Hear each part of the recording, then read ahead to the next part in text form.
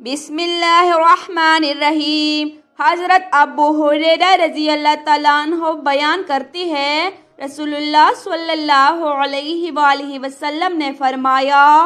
ہر نبی کی اپنی امت کے بارے میں ایک دعا قبول ہوتی ہے، پس ہر نبی نے دعا کرنے میں جلدی کی،